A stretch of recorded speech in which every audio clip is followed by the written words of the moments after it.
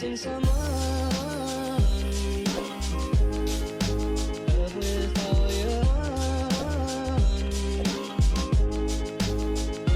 Missing someone.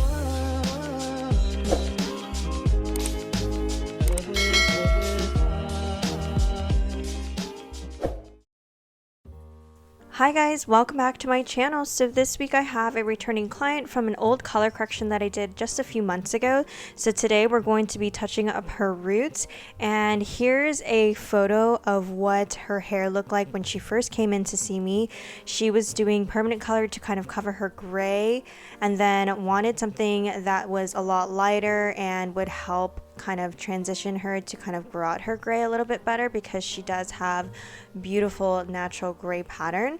And this is what she left with after when she left her first session with me. So today we're just going to be working on blending out her regrowth, softening out that grow out, and retoning everything. So I've already done like a foil right at the hairline to kind of break that up. So if she puts her hair up, she does have some color that breaks up the root a little bit. But today we're just going to be doing a partial because it's only been a few months. I want to say maybe like 3 months or so at most since I've seen her. So we're just touching up the regrowth. I'm going in with some Blonde Me and 20 volume to lighten her up.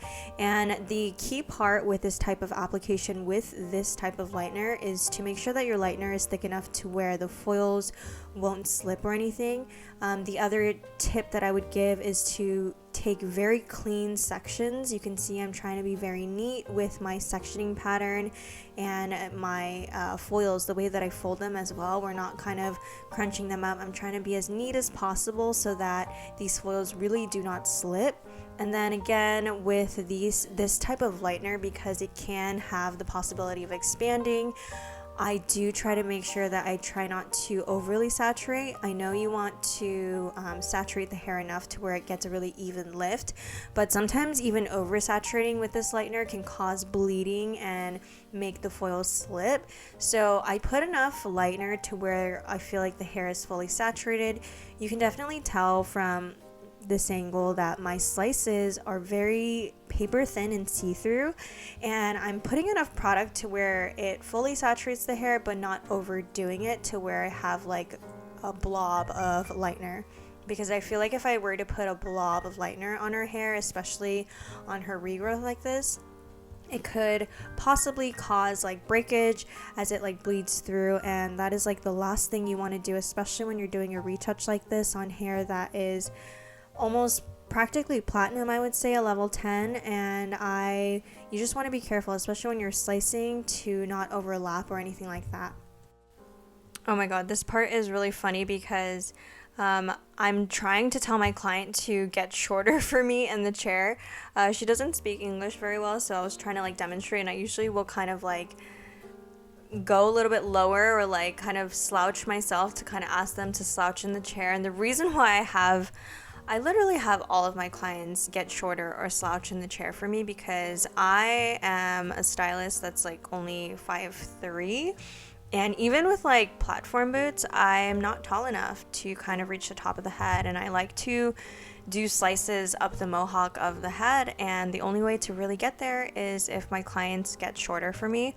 And you know, it's temporary, and I always make sure that they're okay and their neck is fine, but literally everyone will get shorter for me because I find it really hard to foil if you're standing on a stool or whatnot. And I'm the stylist and I'm on my feet longer than my clients, so I feel like if they slouch for like maybe 10-20 minutes out of the whole application, it wouldn't totally hurt.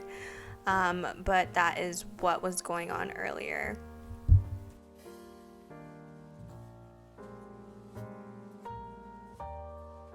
So going back to the whole application process, so in our consultation, she had told me and showed me pictures of something a little bit darker, a little bit more dimensional.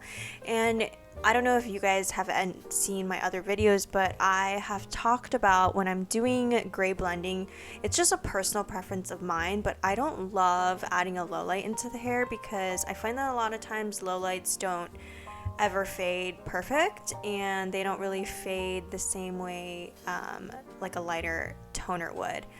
And so I find that it's a little hard to kind of pick through the hair and redo your low light, or if you need to lighten out the low light, it's also really hard to kind of pick it out. So I just all in all try to avoid a low light as much as possible because of that reason. And I find that a lot of low lights kind of fade a little tannish, and it's just not my favorite. It's not my preference.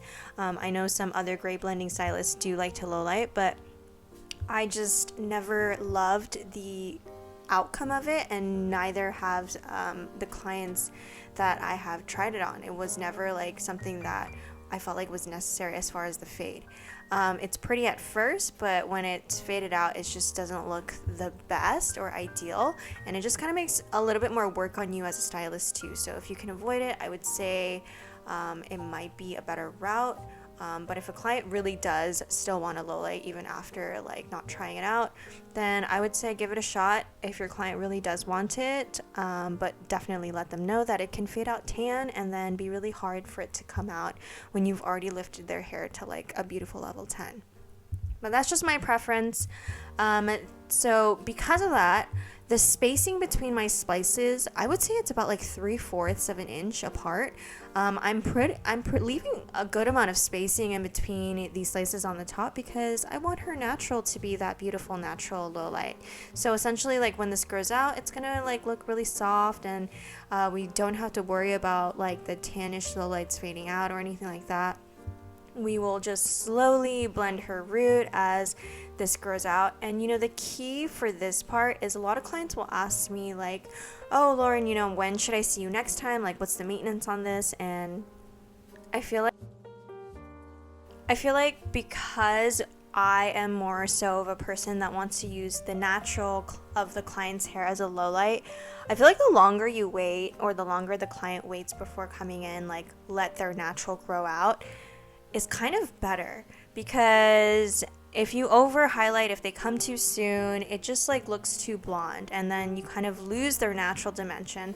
So what I actually tell a lot of my clients who do these types of colors or is doing the gray blending route, I tell them to honestly just try to let it grow out as much as you can if you're wanting something a little bit darker or softer, because the more of your natural I have to work with, the better end result you'll get. Because the more you see me, it's kind of like I really don't want to over highlight you, and if you see me too soon, there's really not much work I can do.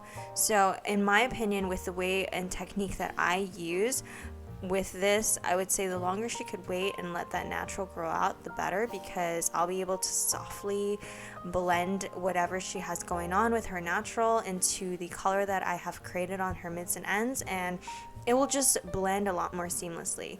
But because she has such a harsh line of demarcation, that's why her root is a little bit on the shorter side, and that is also why we're doing a partial, because again, I want her natural to kind of grow out.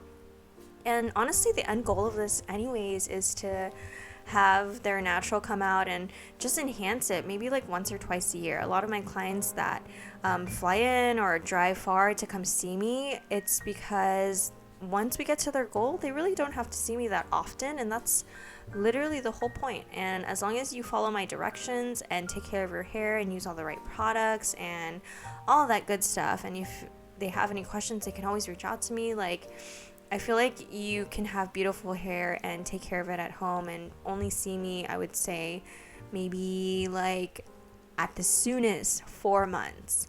Some clients will go even 6 months, and I have even some clients that see me like once a year, and that is totally fine, because that's literally the point of this whole type of technique and color that we are achieving with this look.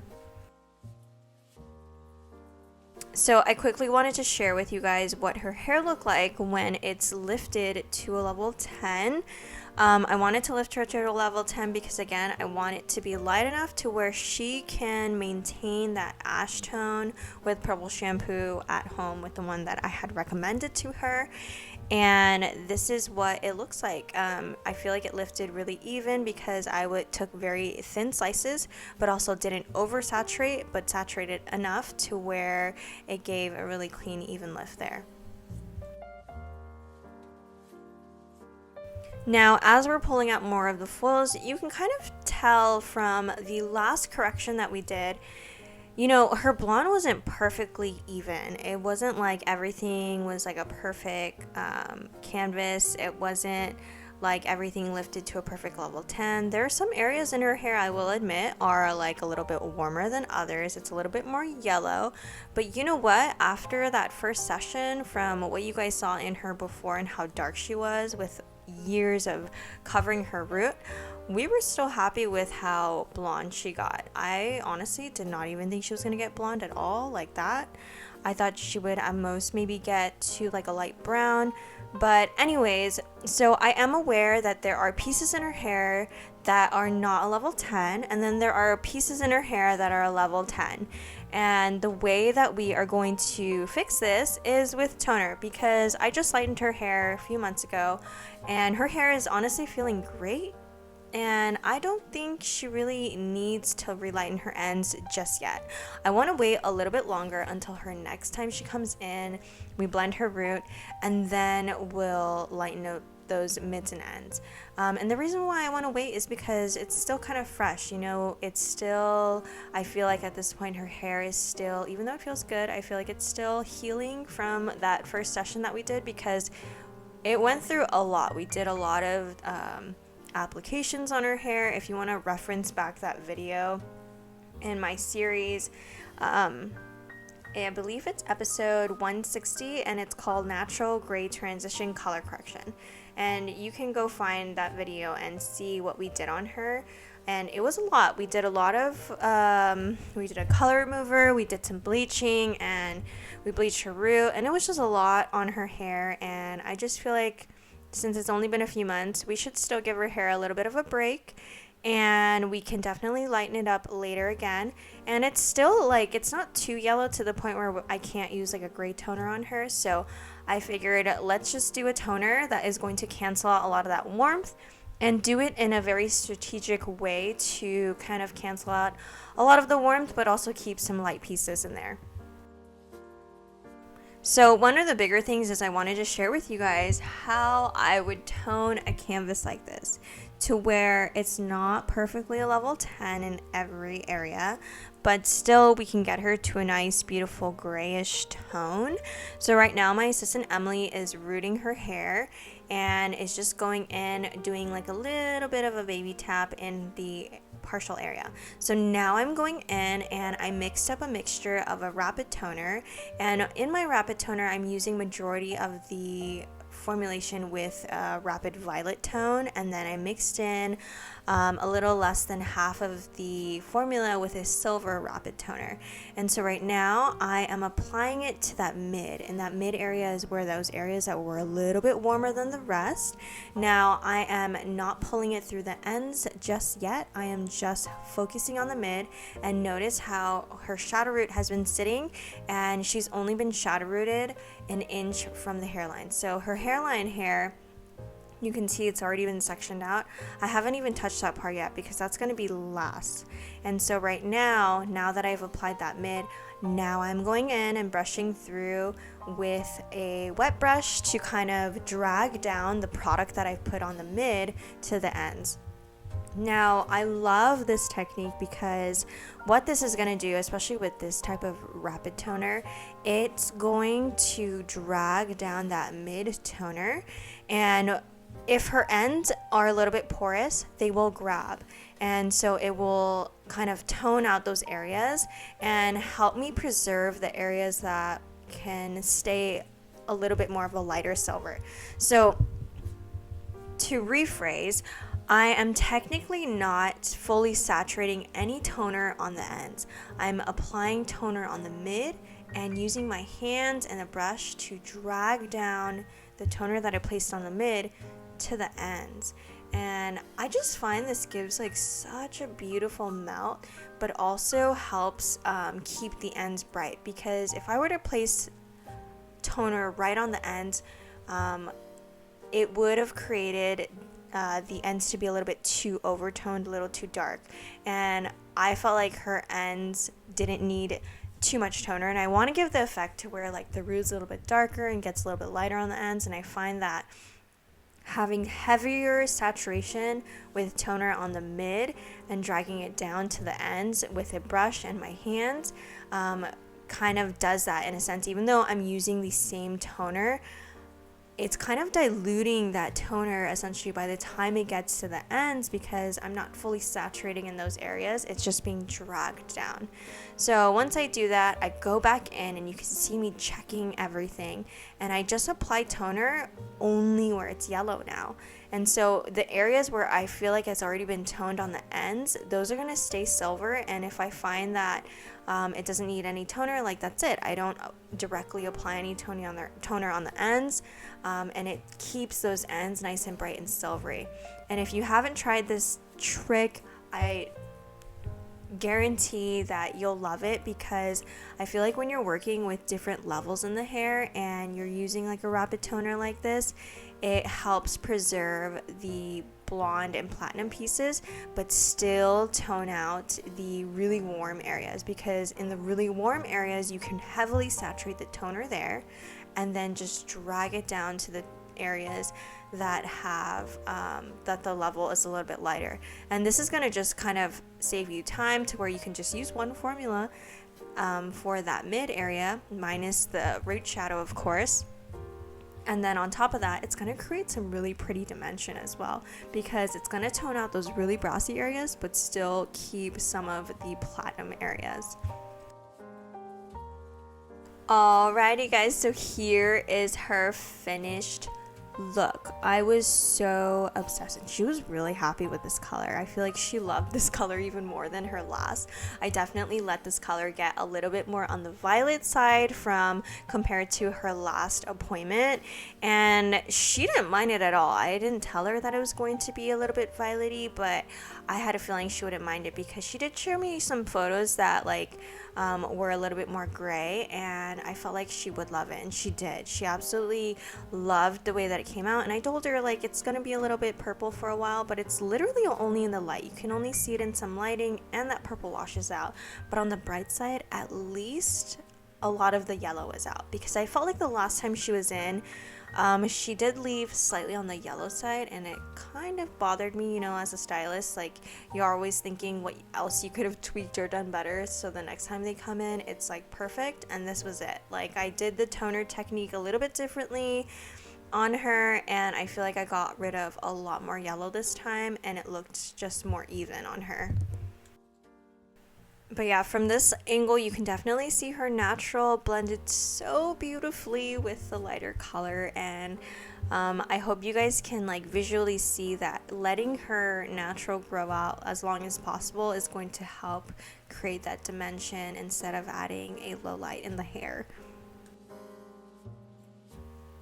Well, I hope you guys enjoyed this video, and I hope my toning technique made sense. If it didn't, leave me a comment down below and I will see if I can make like a better video on that, because I feel like it's such a cool little tip to know when working with rapid toners, and especially when toning out platinums like these, because they can be so tricky, and realistically you never really get an even canvas anyways. But thank you guys so much for watching and tuning in, and as always, I will talk to you guys next week.